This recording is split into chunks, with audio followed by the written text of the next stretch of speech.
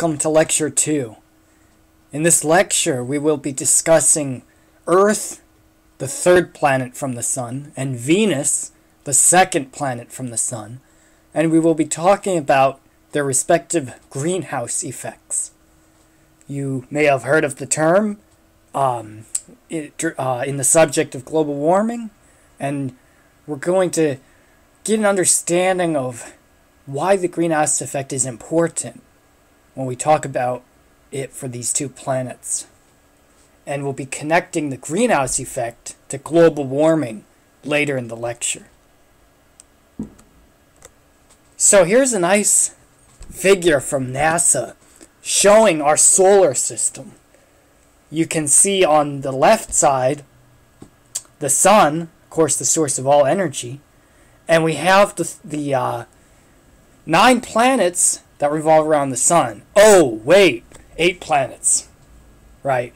You may have heard a few years back, Pluto became disqualified as a planet. Although in recent times, there's been news that it may be considered a planet once again. A few years ago, Pluto no longer was classified as a planet, but became a dwarf planet. Turns out it's so small that it's not able to deflect objects completely out of its path via its gravitational field. And also, if you look closely here, you can see that Pluto's path around the sun actually crosses Neptune's path. So there is a time when actually Neptune is farther from the sun than Pluto, but majority of time Pluto is farther from the sun than Neptune. So the closest planet to the sun here is Mercury. The second closest planet to the sun is Venus. Okay, it's, by the way, Venus is often the brightest object in the night sky behind the moon. It's very bright. You'll see, if you ever look up and you see it looks like a star with kind of a yellow tinge to it. And occasionally, under the right conditions, Venus can be seen during the daytime, believe it or not, if you know where to look and you have good eyesight. Earth is the planet that we live on. Mars is the 4th planet from the sun. There's been talk about going to Mars in the future. We have Jupiter, the largest planet, with its known Great Red Spot. It's actually an anticyclonic storm with strong winds. Saturn is well known for its rings. Jupiter has rings, by the way, as well, but they're not quite as large. They don't take up as much volume as Saturn's rings. We have Uranus, and Uranus is tilted on its side, as you can see. Also has rings. We have Neptune here, that has the Great Dark Spot. Looks a little like Jupiter's Great Red Spot, though it's not nearly as large. And then Pluto.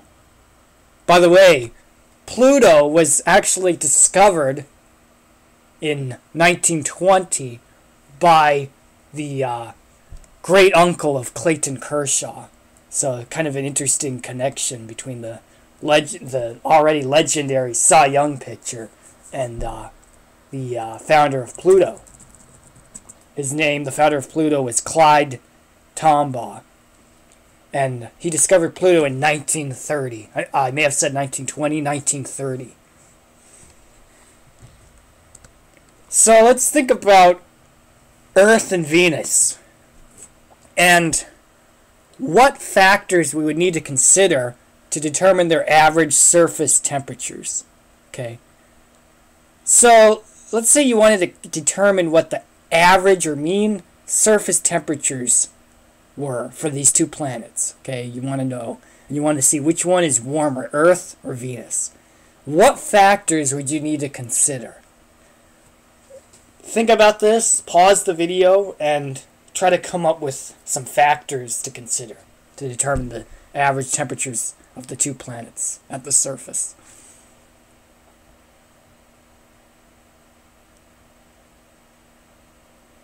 Perhaps the most intuitive factor we need to consider is distance to the sun.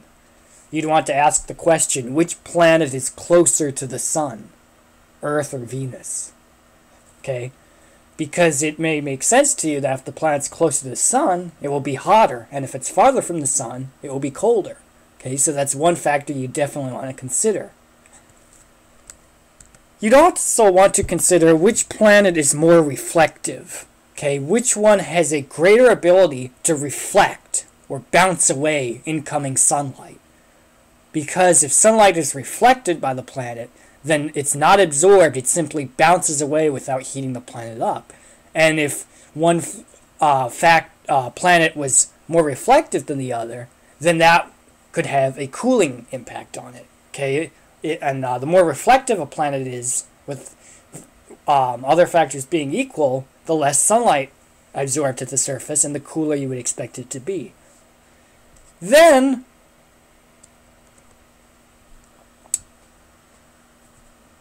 based on these two factors, you could ask the following question. Which of the two planets has a larger ability to absorb and retain solar energy, or solar radiation? You'll hear the two terms solar radiation, solar energy in this semester, and they're both the same basically. Okay, radiation is a way to transfer energy, but we'll use those two terms, solar energy and solar radiation, interchangeably. So if you can determine which planet is closer to the sun and which one is more reflective, you can use that information to figure out which one's better able to absorb, take in, and hold on to incoming sunlight. So let's think about the source of energy, the sun. Okay, without the sun, there'd be no way to survive on Earth at our current capacity or anywhere near it. Okay, the Earth would be a cold, dark place. The sun radiates energy outward, and the energy radiates out with distance. As you can see here, the sun emits energy in all directions.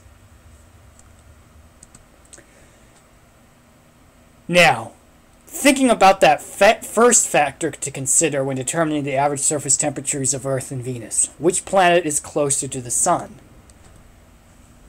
Based solely on the positions of Venus and Earth, which planet would be warmer? So let's say that the temperature of Venus and Earth were only determined by the distance to the sun. Well, if each arrow represents the intensity of sunlight, and since Venus is closer to the sun than Earth, remember Venus is the second planet from the sun, Earth is the third planet from the sun.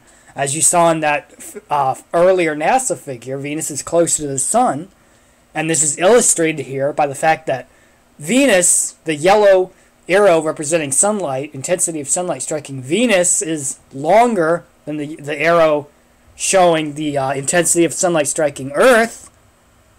Then you would expect Venus to be warmer. Okay, it's closer to the sun, so the sunlight striking that planet is stronger than the sunlight striking Earth. In fact, sunlight striking Venus is 93% stronger than sunlight striking Earth. So about twice as much sunlight strikes Venus compared to Earth. Okay. Now that doesn't mean that Venus is halfway from the sun to Earth. It turns out that the intensity of sunlight striking a body in space is actually inversely proportional to the distance squared.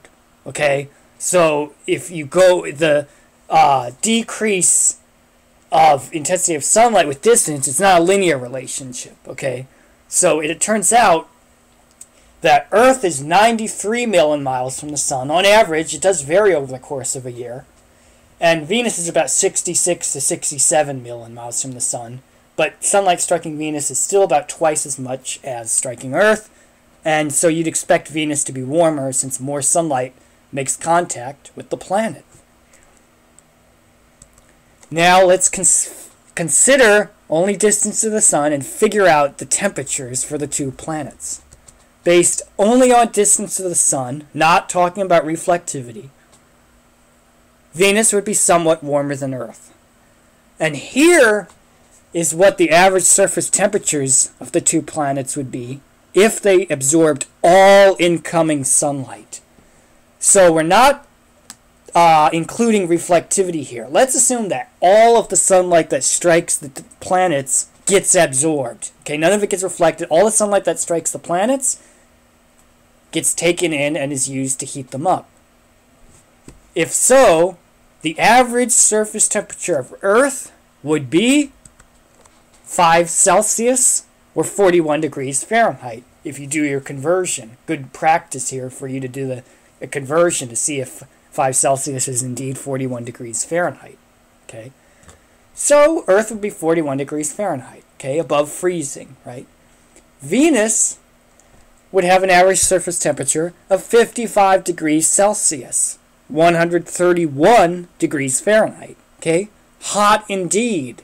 Okay, this means that Venus's average surface temperature would be almost Earth's maximum recorded temperature ever. Remember from lecture 1 how the hottest temperature ever recorded on Earth was at Death Valley, July 1913, when the mercury in the thermometer reached 134 degrees Fahrenheit. Okay. However, as you will see in this course and in life in general, things are not always as simple as they first seem. Okay? There's more to the story than this when we're talking about the temperatures of the two planets. Because Venus and Earth do not absorb all of the incoming sunlight. Okay? They do not take in 100% of the incoming sunlight. What happens to the sunlight that's not absorbed by the planets? Can you think of what happens to it? It's reflected. So part of the incoming sunlight is reflected back into space. And again, if sunlight is reflected by an object, it simply bounces off and does not get taken in. It's not used to heat it up. Any light that is reflected by an object simply bounces straight off. Okay, when you talk about reflectivity, we're talking about it in terms of sunlight for these two planets and determining their surface temperatures, but this applies to artificial light, okay, like fluorescent LED light bulbs. You notice I mentioned that, not incandescent light bulbs, which are being phased out in America. Okay, this applies to street lights. How much is reflected in terms of a percentage? What do you think about Earth? Of all the incoming sunlight that makes contact with Earth, that strikes Earth, what percentage of it, of the total, do you think is reflected? Just give a number, okay? How about a guesstimate, okay? It's 30%. Maybe you knew that, maybe you didn't. It's okay. You guys will learn a lot in this class, okay? Don't expect you to know all this yet, okay? That's why you're taking the class, right? To learn. Okay, so Earth reflects 30%, okay? So for every 10 units of sunlight that makes contact with Earth, 3 will bounce off. And as a whole, for Earth, that's true. Some of the sunlight is reflected by Earth's clouds. Some is reflected at the surface, okay? But as a whole, if you look at all the sunlight that's reflected by Earth, whether it be at the top of the atmosphere or in the atmosphere, which is still part of Earth, or on the Earth, solid Earth itself, it's 30%. What about Venus? What about Venus? What percentage of incoming sunlight does Venus reflect? This may surprise you, but it's 70%. So over 2/3 of the incoming sunlight that Venus intercepts, okay, simply bounces straight off, okay? And this leads to an important concept. Reflectivity and the percentage of incoming light reflected by an object or a surface leads to an important concept called albedo. So here's another definition. Albedo is the fraction of light reflected by an object or a surface, okay? It could be an object, it could be a planet, it could be a ball, okay? It could be a person. Surface, you know, on Earth there's lots of surfaces, right? There's ice, there's desert, there's forest, okay? Whatever. It's basically the fraction or percentage, if you think in terms of percentage, okay, of light reflected by an object or surface, okay? How do you think the color of an object affects albedo? Think about that. What color reflects light? Well, what color doesn't reflect light and instead absorbs it? Okay? Think about a certain color car that will feel warmer on a hot day than another car. Okay? Or a certain type of surface on Earth. Okay? That will heat up more during a sunny day. Well, white objects or lightly colored objects have high albedos. Okay? High albedos. They reflect much of the incoming light that strikes them.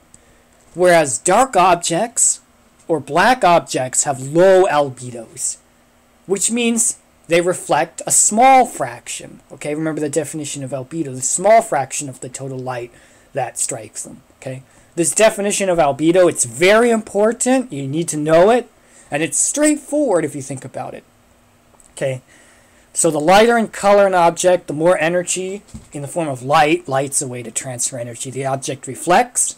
This is why dark objects absorb more energy, okay, compared to white colored or light objects, okay. So if it's a sunny day in the summertime when the sun is high in the sky and you touch the black asphalt parking lot, you know, what happens? Your hand heats up, right? Because that black asphalt is dark and it absorbs almost all the incoming sunlight, okay? Conversely, you know what keeps polar regions cold in the wintertime and even into the spring and fall? Not only the sun is low in the sky, okay, so the sunlight is indirect, but those regions frequently are covered by snow and ice. So even the incoming sunlight, okay, that does make it to the surface, okay, it bounces off, okay, and that keeps it chilly, okay. So here's a nice set of circles, okay. We have 3 of them. We have a white circle on the left, a mildly gray circle in the middle, and a dark gray circle on the right. In which direction, left to right or right to left, would the albedo be increasing? If you need to, pause the video and determine if you go from left to right or right to left, albedo increases. Well, hopefully this makes sense to you. Increasing albedo would be from right to left, because the darkest object's on the right and the lightest or brightest object is on the left. Okay, so albedo increases as you go from the darker to the lighter object.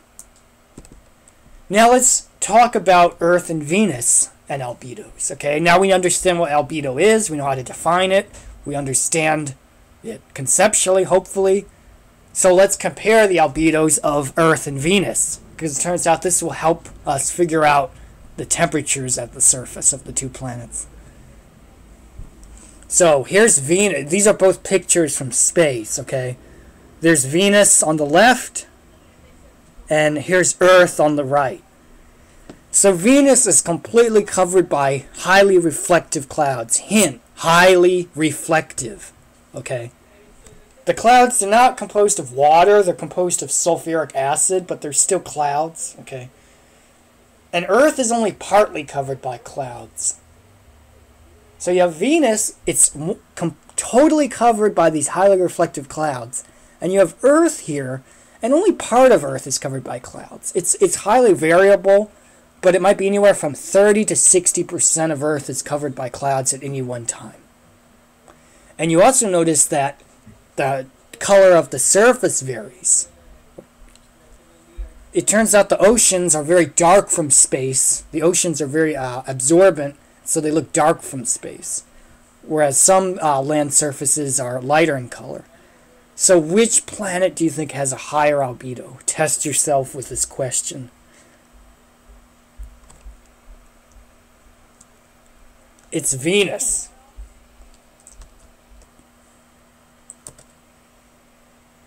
Hopefully this makes sense to you. You can see it visually that Venus is brighter from space than Earth. And maybe you didn't even need the picture to understand that Venus has a higher albedo, because you remember that we said Venus reflects 70% of incoming sunlight, Earth reflects 30% of incoming sunlight. Then you understand the definition of albedo, the fraction of light reflected by an object or surface, so that tells you, oh, Venus has a higher albedo. Venus's albedo is what? Well, Venus's albedo is the second bullet point on this slide. The first bullet point is Earth's albedo. Earth's albedo is 30%. Okay, because Earth reflects 30% of incoming sunlight. And Venus's albedo is 70%. So then if Earth's albedo is 30%, then what percentage of incoming sunlight that strikes it does Earth absorb? So if 30% of the sunlight that strikes Earth is reflected back to space, what percentage of the sunlight that strikes it is absorbed? 70%, because there's 100% incoming sunlight, so if 30%, 3/10 of the incoming sunlight is reflected, that leaves 70% to be absorbed. And that could be at the surface, that could also be in the atmosphere by clouds and gases, although most of the absorption of incoming sunlight happens at the surface. Then we can talk about Venus, what percentage of incoming sunlight that Venus absorbs. Okay, so Venus reflects 70% of incoming sunlight, which leaves 100 minus 70, or 30% of the sunlight that strikes it to be absorbed. So as you can see, Earth absorbs sunlight at basically more than a twice efficiency, if you will. Okay. Now we're not yet saying Earth absorbs more sunlight total. We're saying of the sunlight that strikes it, Earth's over 2 times as good as, if you will, absorbing it, in the sense that it reflects much less. Okay. So we can re-examine the surface temperatures with this information. Now we're going to consider distance to the sun and albedo. Our first 2 factors to consider on that slide earlier about what we need to think about to determine the surface temperatures of the 2 planets.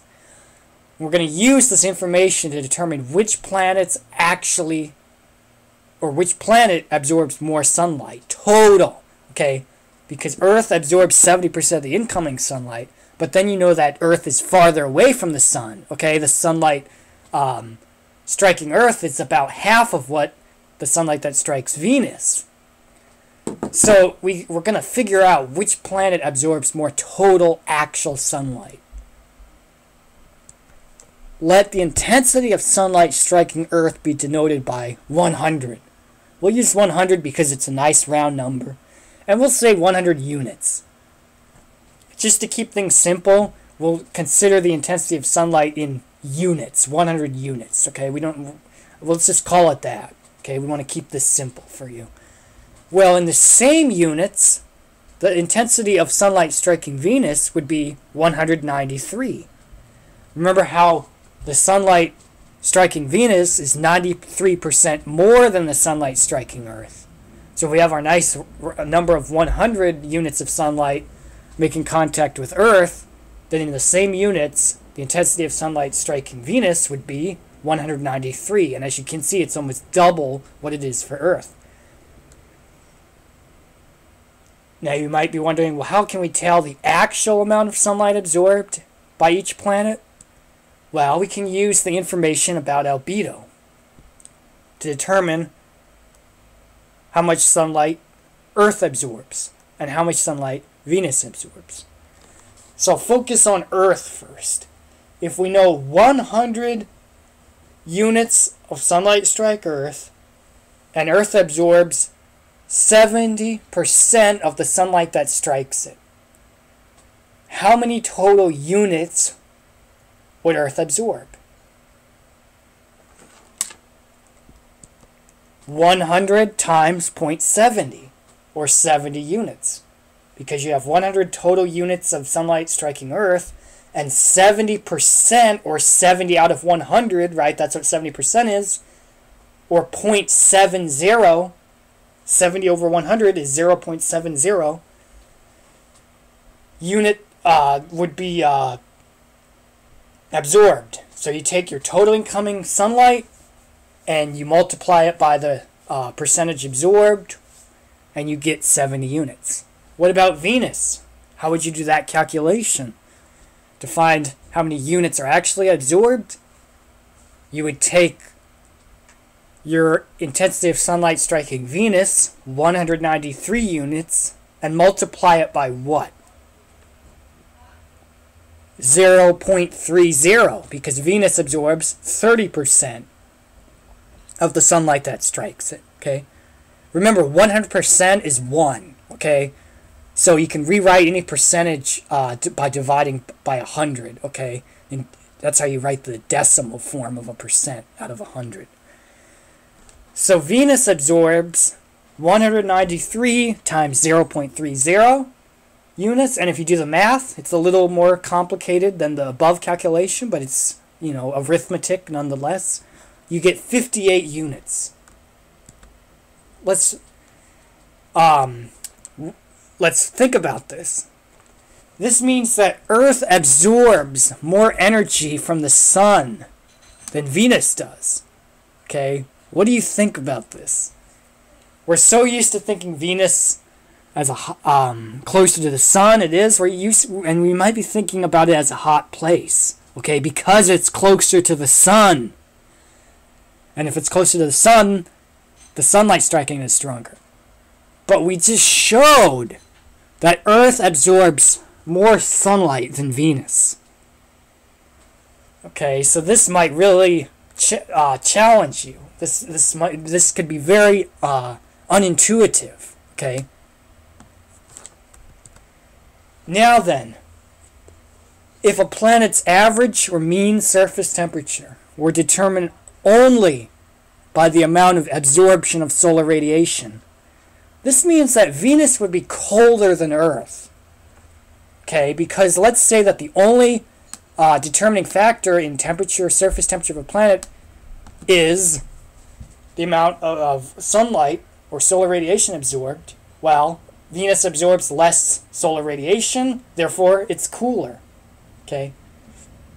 Now, if you're following along, this might really make sense to you.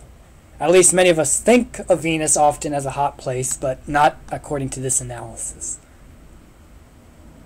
Let's see what the real temperatures are, okay? We were talking about the temperatures of the two planets considering only distance to the sun and assuming that they absorbed all incoming sunlight. What are the actual average surface temperatures of these two planets? Well, based on average measurements using both surface air temperatures and sea surface temperatures, recall that Earth is 70% covered by water.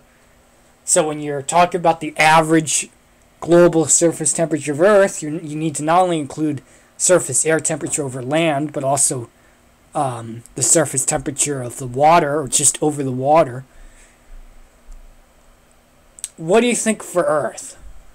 Come up with a value of what you think Earth's average surface temperature is. We go over the entire Earth. We go, the cold polar regions of the Arctic and Antarctica with all the ice and snow, the deserts, the hot deserts, the rainforests, the oceans. What do you think is Earth's average surface temperature over the course of a year? We know we have 4 seasons in a year. You could use degrees Fahrenheit if you're an American. If you're from another country, you might want to use degrees Celsius because that might make more sense to you. Turns out Earth's average surface temperature, it's about 15 degrees Celsius or 59 degrees Fahrenheit. Okay? And it's rising. Okay? in the late 1800s, early 1900s, it wasn't as warm. And by the end of the 21st century, it could be into the mid 60s, okay, even upper 60s if we don't change the way we do things in the world. What about Venus? What do you think Venus's average surface temperature is?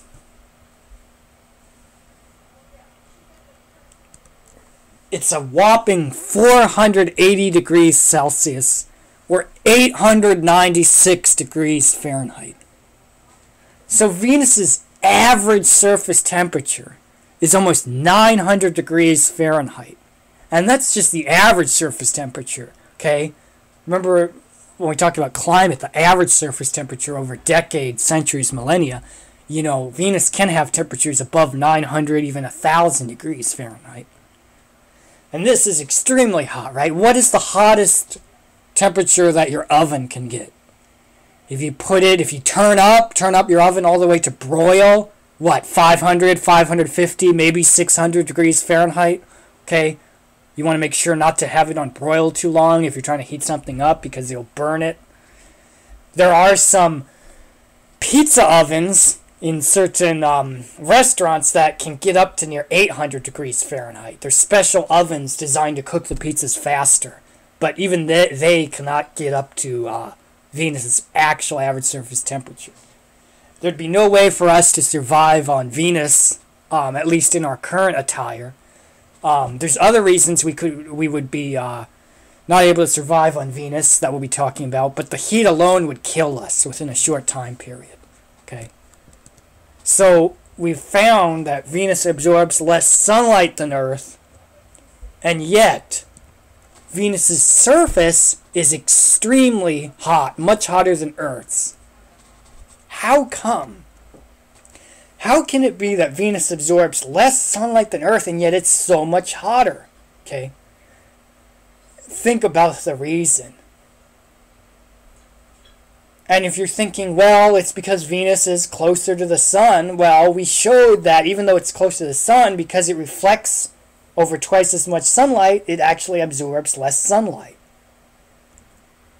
What are we missing, okay, in our analysis? Here's a recap. Okay, we've covered a lot of good material so far, and here's a recap of some of the major points of this lecture so far. The rate of absorption of sunlight can be calculated from outer space. All that we need to know is distance to the sun and albedo. If we know distance to the sun, we can determine intensity of sunlight striking the planet. And if we know albedo, along with distance to the sun, we can figure out how much sunlight's absorbed by the planet. And we found that surface temperature is not correctly predicted from the rate of absorption of sunlight. What could cause such a difference? Okay.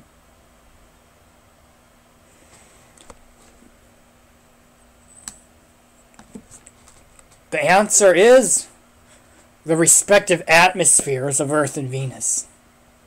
So the reason our analysis did not work out is because we did not consider the effects of the atmospheres. Now we need to think about how the atmospheres affect the temperatures of the planets. Okay?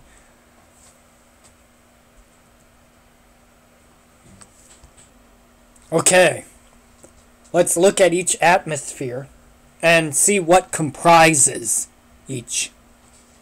Essentially, what makes up our air? First, let's talk about Earth's atmosphere. Do you remember what the most abundant gas in our atmosphere is? Remember from lecture 1, we had mentioned it? It is nitrogen. Okay, so nitrogen is the most abundant gas in Earth's atmosphere. And you may also recall that nitrogen exists in diatomic form.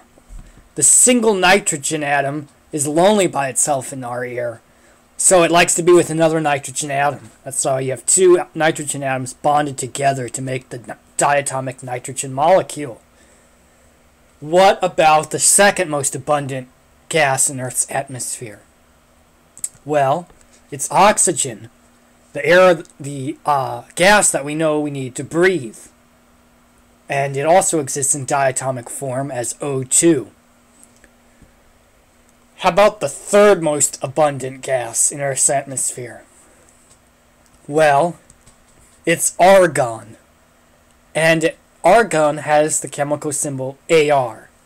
And unlike nitrogen and oxygen, which exist as pairs of atoms together, argon exists as single atoms.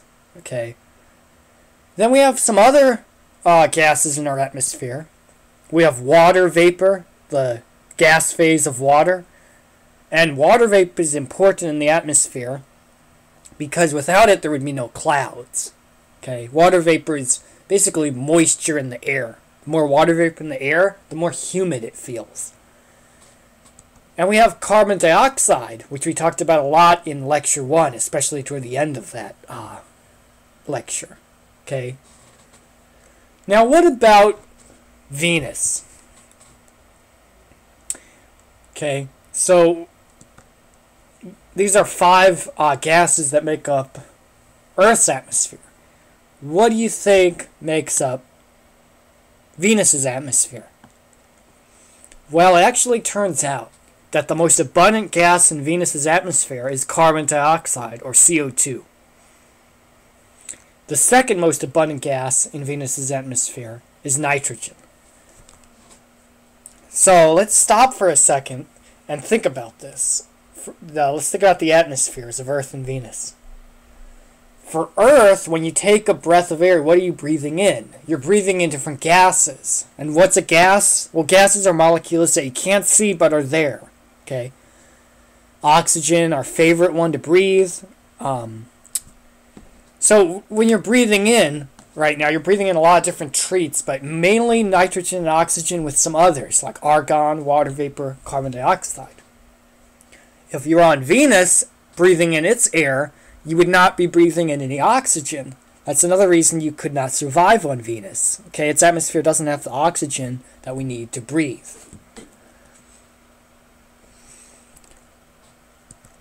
Now, here are the numbers in terms of amounts of these gases in the atmospheres. Okay, we're talking about the different gases that make up the atmospheres.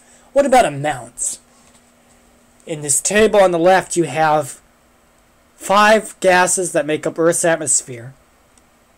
Nitrogen, oxygen, argon, water vapor, and carbon dioxide, the ones that were on the previous slide. And then in this column of the table, you have the first number, mass in 10 to the 18th grams. Okay? And by the way, 10 to the 18th is also known as an exa. Okay, the prefix for 10 to the 18th is exa, E-X-A. You might remember that the prefix for thousand is kilo. The prefix for million is mega. 1 times 10 to the 18th is called a quintillion. It's a very large number. So, one thing you can see is that Earth's atmosphere has a lot of mass associated with it. Mass is basically what molecules make up. Near the surface, mass is kind of interchangeable with weight. Okay. Further out from space, further out from Earth in space, where gravity doesn't affect objects, it doesn't pull it down, weight is less. Okay, but near the surface, weight is similar to mass. The more something is made up of, okay, the more molecules in something, the more mass. Okay, heavier objects have more mass, more molecules. So, Earth's atmosphere has a total mass of about 5,140 quintillion, or times 10 to the 18th grams. It's very heavy. Okay. And of that 5,140 times 10 to the 18th grams, 3,870 times 10 to the 18th grams is nitrogen. Oxygen has a total mass, all of the oxygen, if we could take all the oxygen molecules alone out of the atmosphere, you'd have a total mass of about 1185 times 10 to the 18th grams. And you see much smaller values for argon, water vapor, and carbon dioxide. Doesn't mean they're not important. Greenhouse gases like carbon dioxide and water vapor and methane and carbon monoxide and nitrous oxide, okay, naming some of the more common ones, exist in very small quantities, but they are extremely important in that, unlike nitrogen and oxygen, they have the ability to trap Earth's outgoing heat. And in the next lecture, we'll be talking more about Earth's outgoing heat. It's in the form of infrared radiation.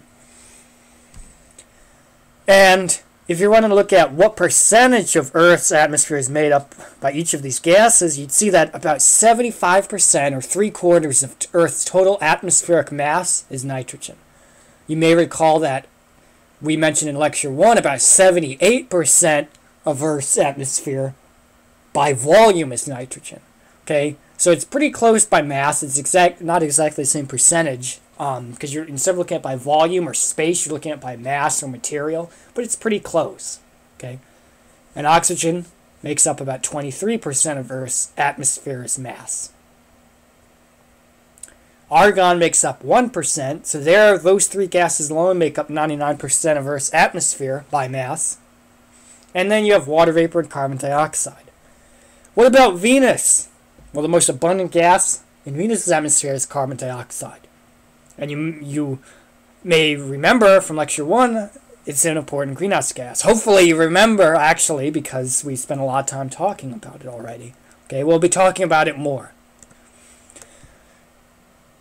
Now, a few things to point out here. One, look at the total mass of Venus' atmosphere. 520,000 times 10 to the 18th grams. Compare that with the mass of Earth's atmosphere. 5,140 times 10 to the 18th grams. Yes, as we see, Earth's atmosphere has a lot of mass. But compared to Venus, Earth's atmosphere is much smaller in terms of total material. Venus' atmosphere contains over 100 times as much mass as Earth's atmosphere. Okay? And then look at carbon dioxide.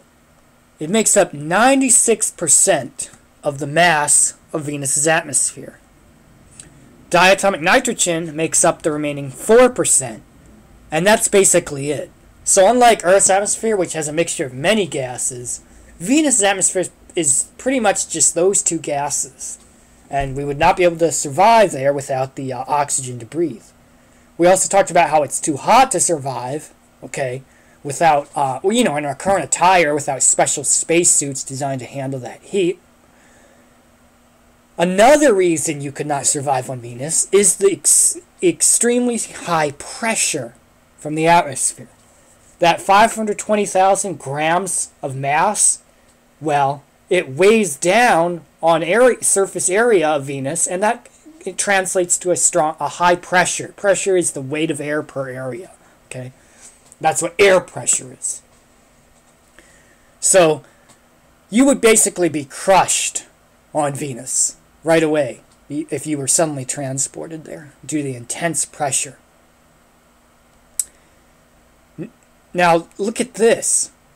You'll notice that the overwhelming majority of Venus' atmosphere is carbon dioxide, and that the carbon dioxide alone in Venus' atmosphere is nearly 100 times Earth's atmospheric mass. So the mass of carbon dioxide in Venus' atmosphere, it's almost 100 times as great as the total mass of Earth's entire atmosphere. Some conclusions we can draw after comparing the atmospheres of Venus and Earth. Number 1, numero uno. Venus has a much more massive atmosphere than Earth, okay? Over 100 times as great. 2, Venus' atmosphere is mostly carbon dioxide, about 96% by mass. And number 3, the mass of carbon dioxide in Venus' atmosphere is almost 100 times as great as the total mass of Earth's atmosphere. Now you might be wondering, why is carbon dioxide so important? Okay, we were talking about it in Lecture 1 how carbon dioxide concentration on Earth is now at above 400 parts per million, and going back 400, 800,000 years before the earlier 1900s, it was never above 300 parts per million. The ice core data shows us that. It's a greenhouse gas. Okay? And greenhouse gases are basically those gases that cause the greenhouse effect. If you've ever seen a greenhouse, it's a glass house used to grow plants, especially in the winter when it's very cold. Okay? The greenhouse effect makes a planet's surface temperature warmer than it would otherwise be. So, the greenhouse effect it enables a planet to be warmer than it would be in its absence. Now, how does a real greenhouse that is used to grow plants work? Well, inside the greenhouse, the sun's energy can come through the glass, but the energy trying to leave the greenhouse can't escape. While this is the basic idea, for Earth's greenhouse effect, or Venus's greenhouse effect, we'll see that it's actually a bit more complicated than that. But for now, that's okay to help think about it. So there are certain types of gases that we call greenhouse gases, such as carbon dioxide. And these greenhouse gases are special because sunlight passes through them, like sunlight passes through the glass of a greenhouse, but the heat trying to leave a planet is trapped by the greenhouse effect. Those greenhouse gases are able to prevent the outgoing heat from the surface of the planet to leave, similar to a greenhouse.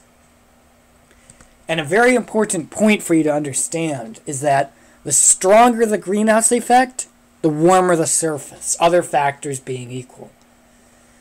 So the more greenhouse gases in a planet's atmosphere, the stronger the greenhouse effect. And the more of that planet's outgoing radiation, or heat, is trapped before it enters space. And that keeps the planet warmer, other factors being equal. So the more greenhouse gases effect, the higher the surface temperature of the planet. And when we compare Earth and Venus's greenhouse effect, we will see that Venus has a much stronger greenhouse effect than Earth. In fact, Venus's atmosphere contains about 25,000 times as much mass of greenhouse gases as Earth's. Okay? When you look at the greenhouse gases in Venus's atmosphere, carbon dioxide, compare that mass to the mass of greenhouse gases on Earth's atmosphere, carbon dioxide, water vapor, and others, there's about 25,000 times as much mass for the greenhouse gases in Venus's atmosphere compared to Earth. Hence, it should be apparent to you that Venus's atmosphere has a much stronger greenhouse effect than Earth's atmosphere. And what does this mean? That Venus has a much hotter surface temperature than Earth, despite the fact that Venus absorbs less sunlight than Earth. So even though we had found that even though Venus is closer to the Sun than Earth, Venus's albedo is significantly higher, and Venus absorbs less sunlight. Despite that, Venus is tremendously hotter because it has a much stronger greenhouse effect. What does this have to do with climate? Okay, the connection to climate. Well, greenhouse gases, like carbon dioxide, play an important role in determining surface temperatures for planets. Okay, changes in greenhouse gases can increase or decrease surface temperatures. The more greenhouse gases in the atmosphere of a planet, the higher the surface temperature. The less greenhouse gases in the atmosphere of a planet, the lower the surface temperature. And it turns out that the temperature of Earth has more to do with its atmosphere than how close it is to the Sun. Okay, same with Venus. You can apply this to Venus as well, especially for Venus. Because if you only look at distance to the Sun and reflectivity, Venus would be cooler than Earth. And it turns out it's tremendously hotter And the reason is because it has a ridiculously stronger greenhouse effect.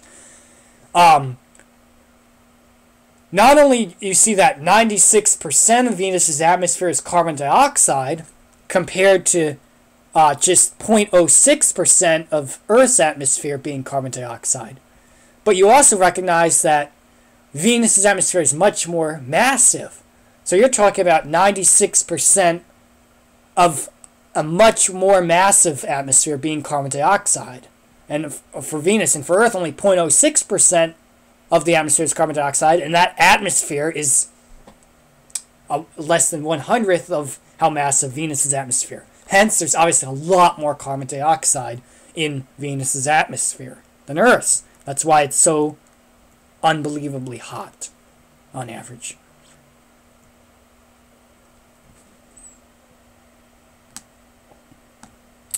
So it turns out that the distance between the planet and the sun is important. The composition of the atmosphere is ultimately more important to determining the temperatures of these two planets, Earth and Venus. Now, Earth's greenhouse effect is important for our survival. It's vital, in fact, for human survival and current capacity. You know, without the greenhouse effect, the surface temperature of Earth would be different. Would it be colder or warmer? Well, remember that the greenhouse effect makes a planet's surface temperature warmer than it would otherwise be, since those greenhouse gases trap the outgoing heat. So it turns out that the surface temperature of Earth would be colder. In fact, it'd be very cold. The average surface temperature of Earth would be just 0 Fahrenheit, minus 18 Celsius without the greenhouse effect. Far too cold for human civilization to survive at our current capacity, at least at our current lifestyle, okay? And the more greenhouse gases in the atmosphere, the warmer the climate. The less greenhouse gases, the cooler the climate. So if you're adding greenhouse gases to the atmosphere, that's going to warm the surface temperature up. If you remove greenhouse gases from the atmosphere, it will cool the climate down. And what's happening is Earth's greenhouse effect is becoming stronger. There's more greenhouse gases in Earth's atmosphere now than there used to be. That's why Earth's surface temperature is rising. Now, it's important to understand the difference between the greenhouse effect and global warming. These two terms are different, and you really need to understand how so. By itself, the greenhouse effect is a good thing. It keeps the planet more livable than it would be, okay? Without the greenhouse effect, Earth's average surface temperature would be only 0 Fahrenheit. With it, it's a comfortable 59 degrees Fahrenheit, okay? Significantly warmer, but not too warm, right? Although it's getting warmer. Global warming is the result of an enhancement of the greenhouse effect. Global warming is not the same as the greenhouse effect. It's a result of a strengthening of the greenhouse effect. And over time, atmospheric concentrations of greenhouse gases, like carbon dioxide, like methane as well, like nitrous oxide, have increased, leading to a warming of the planet.